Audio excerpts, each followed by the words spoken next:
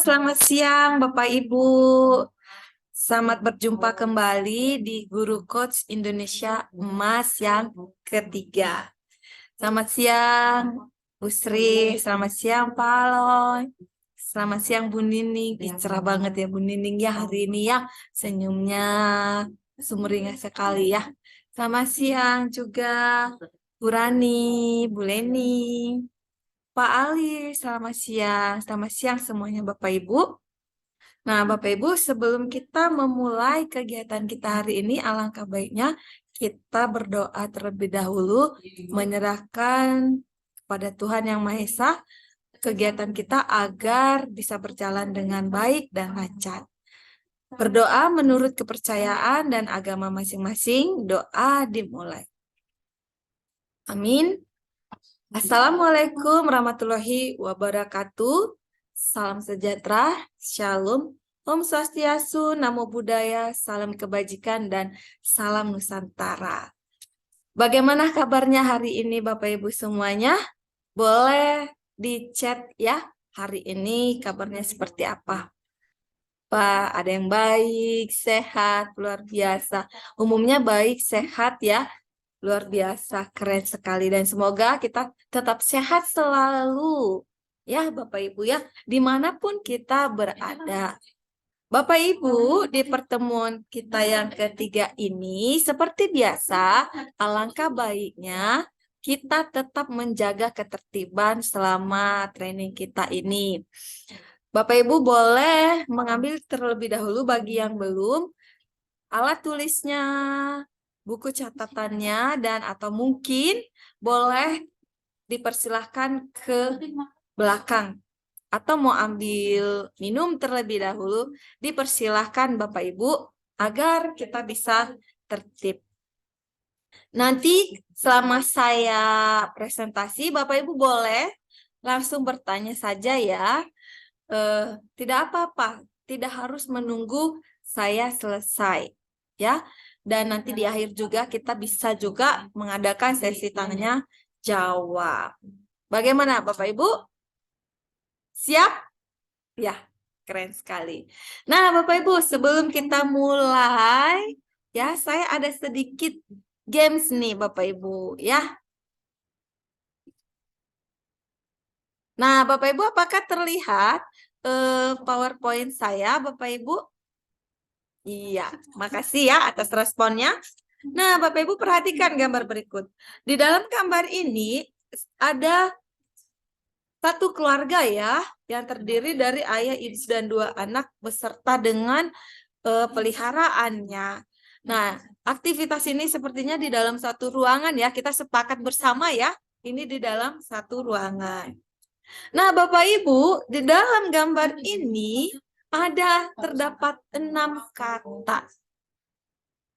Yuk, mari kita fokus ya, kita melatih fokus kita dulu sebelum kita memulai kegiatan kita. Ada 6 kata. Boleh dicek bagi Bapak Ibu yang sudah menemukannya. Ya, benar sekali. Bu Nining, story, betul. Ya, Bu Yuli, page, betul. Oke, benar sekali ya, novel, benar. Pak Aloy ya. Oke, book. Oke, keren, keren ya. Words, benar ya, word.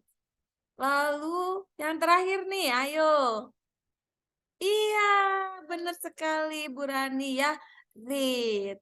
Ya, udah ketemu semuanya ya. Nah, sekarang di mana saja dia?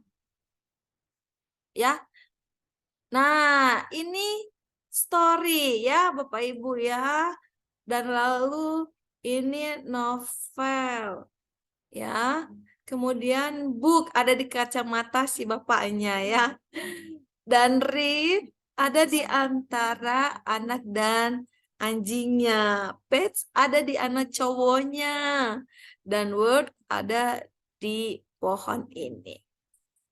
Ya, Bapak Ibu, lalu sudah ya? Sudah 6 ya. Nah, Bapak Ibu, gimana nih tadi? Ada yang nemu ke 6 kata itu? Wah, keren sekali. Keren ya untuk Pak Yogo ya.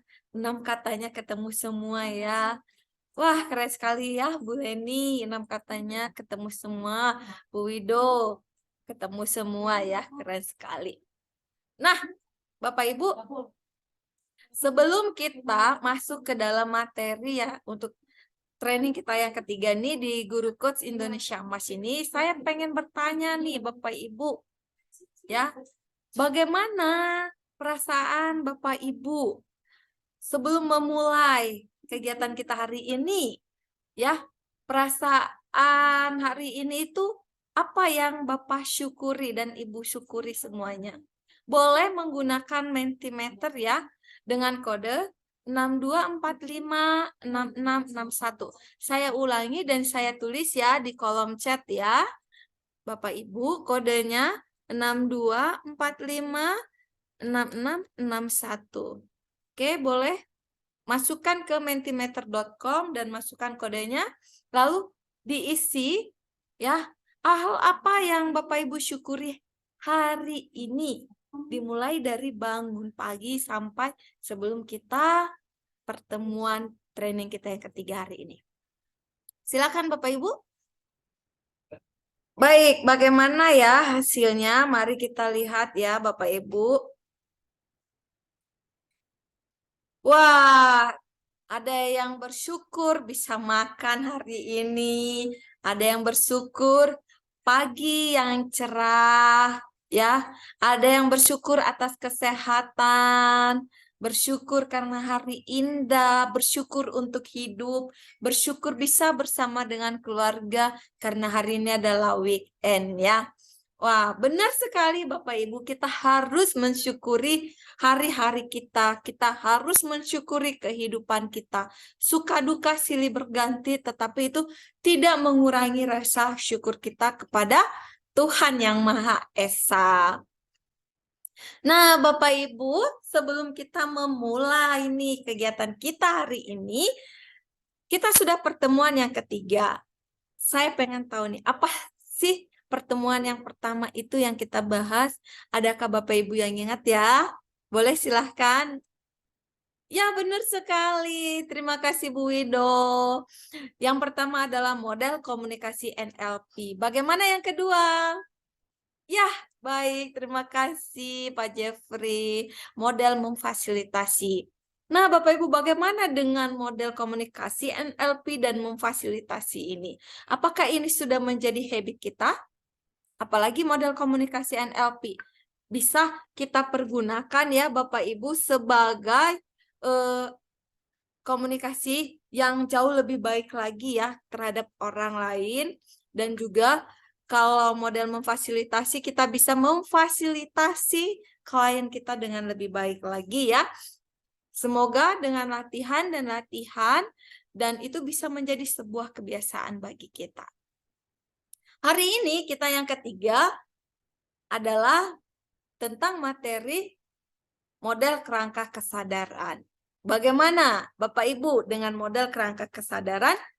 Ada yang bisa mengungkapkan bagaimana menurut Bapak Ibu, apakah itu model kerangka kesadaran? Ya, betul sekali. Terima kasih Bu Lucy.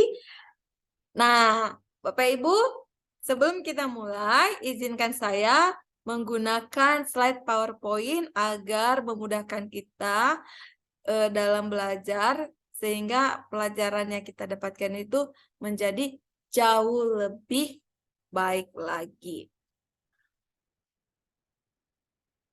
Apakah sudah terlihat share screen saya, Bapak Ibu? Oke, terima kasih ya. Membangun kerangka kesadaran. Ya. Nah, membangun kerangka kesadaran ini diperkenalkan pertama sekali peak experience ini, yaitu merupakan konsep yang diutarakan oleh Abraham Maslow yang mengatakan bahwa peak experience ini adalah pengalaman puncak. Ya. Nah, apa itu peak experience ini? Sesuatu yang dicari oleh kebanyakan orang dalam hidupnya. Peak experience ini sendiri merupakan keterpenuhan hidup. Ya, keterpenuhan hidup ini ada yang eksternal dan ada juga yang internal. Jadi, apa itu peak experience? Yaitu manusia memiliki pemahaman, keyakinan, dan nilai-nilai yang mempengaruhi cara kita berpersepsi, beremosi, berkomunikasi, dan beraksi dalam menanggapi stimulus-stimulus dari luar dalam rangka mencapai keterpenuhan hidupnya, yaitu peak experience. Ya. Nah, jadi dalam mencapai keterpenuhan hidupnya itu dia bisa menanggapi stimulus-stimulus dari luar itu dengan cara berpersepsi, beremosi, berkomunikasi, beraksi, dan juga bersensasi ya. Nah, peak experience ini sebenarnya dibagi dua, yaitu peak experience eksternal dan peak experience internal. Apa saja peak experience eksternal dan internal itu? Nah, yang eksternal itu adalah aktualisasi diri. Itu, maaf ya, saya ulangin. Aktualisasi diri itu adalah peak experience yang internal. Yang kita kenal dengan 3B, bertahan, belajar, dan berprestasi. Sedangkan peak experience yang eksternal yaitu memahami, memberi, melayani. Kita kenal dengan 3M. Bukan 3M yang berhubungan dengan COVID ya, menggunakan masker, mencuci tangan, dan menjaga jarak. Beda. Beda ya Bapak Ibu ya. Di sini lebih kepada keterpenuhan hidup. Nah, keterpenuhan hidup ini ya dapat dipakai sebagai indikator apa saja gitu. Yang pertama, dengan keterpenuhan hidup ini bisa membangun kerangka kesadaran kita yang perlu ya. Jadi bisa kerangka kesadaran baru perlu dibangun. Yang kedua, bisa kerangka kesadaran lama yang kita miliki itu yang perlu kita ganti. Begitu ya, Bapak Ibu. Jadi bisa membangun kerangka kesadaran, bisa juga mengganti yang lama. Nah, apa saja bagaimana cara membangun kerangka kesadaran ini? Yang pertama itu understanding. Ya, understanding itu ada pengetahuan, ada pengalaman, ada pemaknaan. Pengetahuan ini merupakan segala sesuatu yang kita lakukan yang pertama kali. Seperti hari ini nih, Bapak Ibu ikut training untuk yang pertama kali. Mungkin ada ya yang tidak pernah mengikuti training, hari ini mengikuti training dari Guru Coach Indonesia Emas. Nah, itu pengetahuan. Jadi pengetahuan baru apa yang perlu kita miliki. Yang kedua, pengalaman. Pengalaman ini adalah segala sesuatu pengetahuan yang bisa kita rasakan dan aktif kita lakukan, maka dia akan menjadi sebuah pengalaman. Ya. Jadi di sini pengalaman baru apa yang harus kita ciptakan. Dan yang ketiga, pemaknaan, ya. Nah, pemaknaan baru apa yang perlu kita berikan? Dari understanding ini, Bapak Ibu, yang selalu kita lakukan, selalu ini, maka akan muncul belief. Apa saja belief itu? Identitas, power, dan intention. Di mana di saat understanding dan belief ini selalu kita lakukan, kita lakukan itu menjadi sehari-hari kita, menjadi sebuah kebiasaan kita, maka dia akan memunculkan sebuah value. Value ini ada, apakah itu penting, apakah itu perlu, apa yang menjadi pilihan kita, mana yang menjadi prioritas kita, dan bagaimana kita bisa berpartisipasi seperti itu ya. Nah, understanding baru, belief baru, value baru itu akan menciptakan kerangka kesadaran kita. Tadi kerangka kesadaran yang perlu dibangun atau kerangka kesadaran lama kita yang perlu kita ganti. Mengapa kerangka kesadaran itu penting? Karena jika kekurangan kerangka kesadaran itu dapat menyebabkan hidup menjadi tidak penuh. Ya, Bapak Ibu. Lalu dengan kekurangan kerangka kesadaran itu dapat menyebabkan kita lemah dalam menghadapi kenyataan. Bisa saja kita gampang menyerah, bisa saja kita gampang putus asa karena apa yang kita harapkan tidak sesuai dengan apa yang kenyataannya, apa yang terjadi. Nah, dengan tambahan kerangka kesadaran baru yang positif itu dapat menyebabkan hidup kita menjadi lebih ya.